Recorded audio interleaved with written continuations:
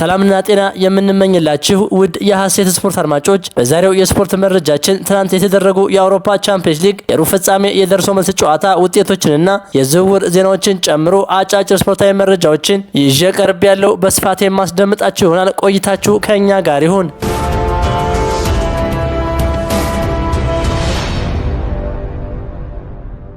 አርሰናል ለጁሊያን አልቫሬዝ ይፋዊ ጥያቄ አቀረበ። የመድፈኞቹ ቤት ጁሊያን አልቫሬዝን ለማስፈረም ከፒኤስጂ ጋር ከፍተኛ ፉክክር ውስጥ ገብቷል። አርሰናል ለተጫዋቹ ተጨባጭ የሆነ ጥያቄ ያቀረበ ሲሆን ከአትሌቲኮ ማድሪድ ጋር የዝውውር ዋጋ ላይ ንግግር ከመጀመራቸው በፊት ከተጫዋቹ ጋር በግል ጥቅማ ጥቅሞች ላይ ስምምነት ላይ ለመድረስ ከፍተኛ ጥረት እያደረገ ነው ሲል ሚዲያ ፉት ዘግቧል።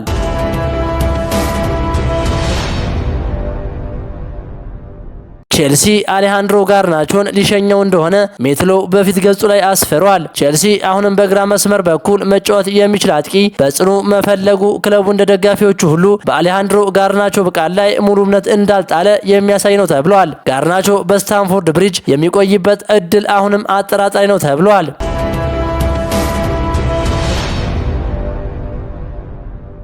ቼልሲ የማንቸስተር ሲቲውን እንግሊዛዊ ግብ ጠባቂ ጄምስ ትራፎርድን ለማስፈረም የነገሮችን ሁኔታ በቅርበት እየተከታተለ ይገኛል። ትራፎርድ በማንቸስተር ሲቲ በዶናሩማ ተቀይሮ በመቀመጡ ምክንያት በክረምቱ ኢትሃድን ሊለቅ እንደሚችል ይጠበቃል ሲል ስካይ ፊሊፕስ ዘግቧል።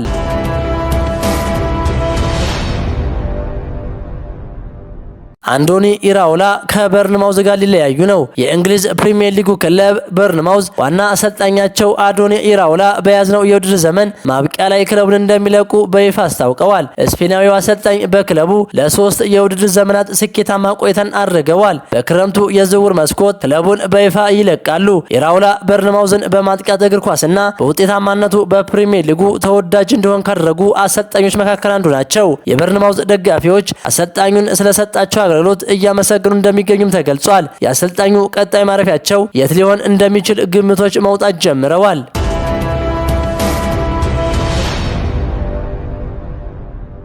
አወዛጋቢውና አነጋጋሪው የቤኔፊካ ዋና አሰልጣኝ የሆኑት ጆዜ ሞሪኒዮ ስለ ቶተንሃም ሆትስፐር መውረድ አስተያየታቸውን ሰጥተዋል። ቶተንሃም በሽታ ያለበት ክለብ ነው።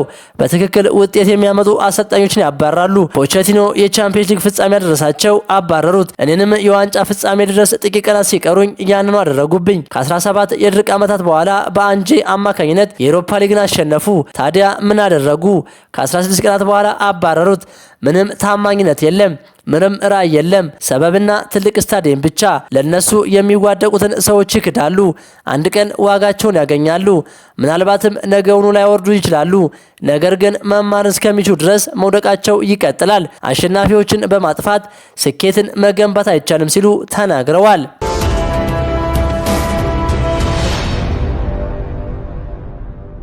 ከ25 ዓመታት በላይ የውድድሩ መለያ የነበረው የአዲዳስ ስታር ቦል ኳስ በታሪክ መዝገብ ሊሰናበት እንደሆነ አቅራቢው አዲዳስ አስታውቋል። ናይኪ ከ2027 ጀምሮ የቻምፒየንስ ሊግ ኳሶችን የማምረት መብትን በከፍተኛ ክፍያ አሸንፏል።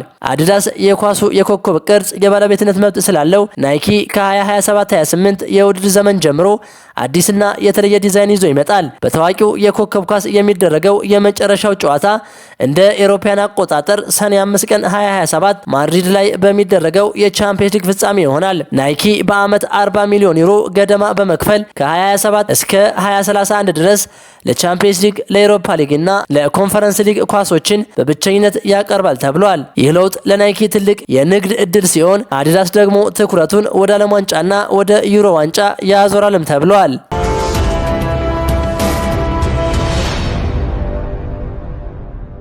የቀድሞ የቼልሲ ተጫዋች ጆኖቢ ሚካኤል ጃክሰን ከቼልሲ መውጣቱ ቡድኑን እንደጎዳው ተናግሯል። በቼልሲ ቤት ተጫውቶ ያሳለፈው ናይጄሪያዊ ኮከብ ጆኖቢ ሚካኤል ሴኔጋላዊውን ኒኮላስ ጃክሰን አሁን ላይ ለቼልሲ ያስፈልጋል ሲል ተናግሯል። ኒኮላስ ጃክሰን ናፍቆናል። ጃክሰን ይሰጥ የነበረውን ነገር አሁን ላይ ማንም አጥቂ እየሰጠን አይደለም። ተጭኖ የመጫወት ብቃቱ፣ ጠንካራነቱና ያለመታከቱ ልዩ ነበርም ብሏል። ከፓልመር ጋር የነበረው ግንኙነትም አስገራሚ ነበር። ፓልመር ያለሱ የጠፋ ይመስላል። የሱ ፈጠራ ከቡድን አጋሮቹ ጋር ያለው ቅንጅትና የተቃራኒ ቡድን ተከላካዮችን የሚበትንበት መንገድ የሚናፈቅ ነው። ሳይቆይ በመሄዱ በጣም ያሳዝናል ሲል ተናግሯል።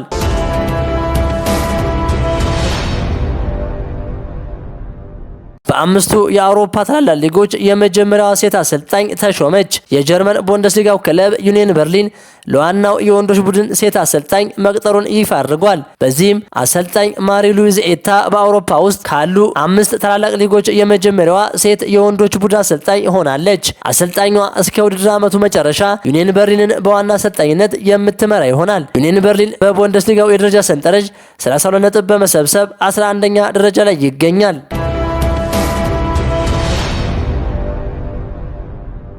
ትላንት በተደረገው የአውሮፓ ቻምፒየንስ ሊግ የሩብ ፍጻሜ የመልስ ጨዋታ የአምናው የአውሮፓ ቻምፒየንስ ሊግ ዋንጫ ባለክብር የሆነው ፒኤስጂ በአንፊልድ ባደረገው የሩብ ፍጻሜ የመልስ ጨዋታ ሊቨርፑልን 2-0 በማሸነፍ ወደ ግማሽ ፍጻሜው ማለፉን አረጋግጧል። ፒኤስጂ በሁለቱ ጨዋታዎች ድምር ውጤት 4-0 በሆነ ሰፊ ውጤት ድል አድርጓል። ኦስማን ደምበሌ በ73ኛው ደቂቃና በጨዋታው መጠናቀቂያ አካባቢ በ91ኛው ደቂቃ ያስቆጠራቸው ሁለት ግቦች ፒኤስጂን ለድል አብቅቷቸዋል። በጨዋታው የመጀመሪያ አጋማሽ ላይ ኢኪቲኬ በጉዳት ምክንያት ሜዳውን ለቆ መውጣቱ ለሊቨርፑል ትልቅ ኪሳራ ነበር። ሊቨርፑል አሌክሲስ ማካሊስተር ላይ በደረሰ ጥፋት አግኝቶት የነበረውን ፔናልቲ በቫር ታይቶ ተሰርዟል። ፒኤስጂ አሁን በግማሽ ፍጻሜው ከሪያል ማድሪድ ወይም ከባየር ሙኒክ አሸናፊ ጋር የሚገናኝ ይሆናል። ለሊቨርፑል ግን ዘንድሮ ያለ ዋንጫ የሚጠናቀቅ የውድድር ዘመን ሆኖባቸዋል።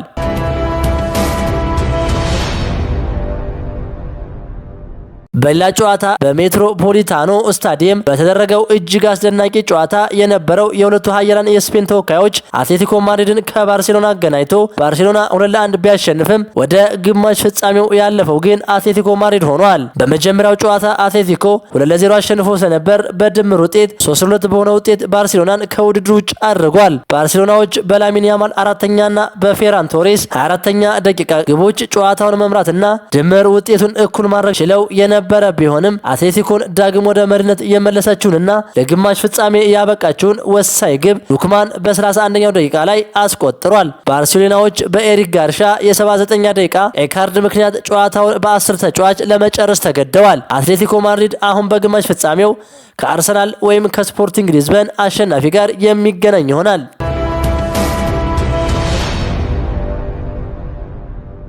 ክቡራን የሐሴት ስፖርት አድማጮች የዛሬው የስፖርት መረጃችን ይህንን ይመስል ነበር። ሐሳብ አስተያየታችሁን በኮሜንት አጋሩኝ። ለሌሎችም እንዲደርስ ሼር አድርጉት። ቸር ተመኘን።